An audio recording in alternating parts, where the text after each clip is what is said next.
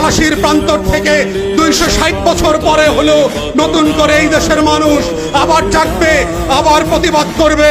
যদি মনে করে থাকেন পুলিশের গাড়ি দিয়ে, ভেহিকেল দিয়ে, কানন দিয়ে, র্যাবের গুম খুনের ইতিহাস জমা করে, পিডিআর দিয়ে, সেনাবাহিনী দিয়ে বাংলাদেশের 20 কোটি মানুষের স্বাধীনতার সম্ভাবনা আকাঙ্ক্ষাকে হত্যা করবেন, বোকা স্বর্গে বাস করছেন, বাংলাদেশের মানুষকে চেনেন নাই।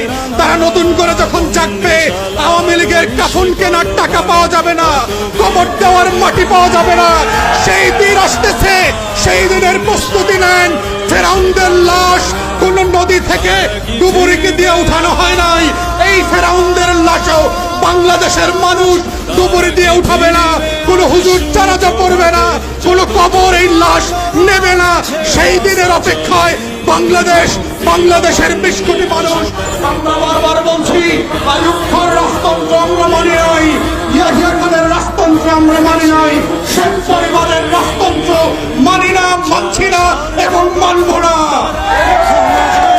ছেলে মেয়েরা যখন ভোটার বিরুদ্ধে পাবলিক বিশ্ববিদ্যালয়গুলোতে আন্দোলন করছে, তখন আজকে মাত্র আমরা দেখলাম বরিশালে, কুমিল্লাতে, চট্টগ্রামে, ইভেন শাহবাগে আজকে পুলিশের সাজোয়া গান দিয়ে আমার দেশের তরুণ তরুণী শিক্ষার্থীদের উপরে গুলিবর্ষণ করা হচ্ছে, লাঠিচার্জ করা হচ্ছে।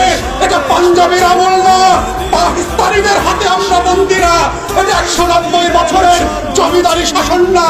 যদি কেউ মনে করে থাকে বাংলাদেশে এখনো জমিদারের শাসন চলছে, ব্রিটিশ বেনিয়ারা বাংলাদেশ দখল করে রেখেছে, আমরা প্রত্যাখ্যান করছি এবং বলে রাখছি, বাংলাদেশে গণতন্ত্রের যে লড়াই হয়েছে, সেই রক্ত দিয়ে মুক্তিযোদ্ধারা বাংলাদেশ স্বাধীন করেছে, সেই বাংলাদেশ আমরা ফেরত আনবো। কোটা থাকবে না, ইদার শেখ পরিবার, হাসিনা থাকবে, না হয় বাংলাদেশের 20 কোটি মানুষ থাকবে।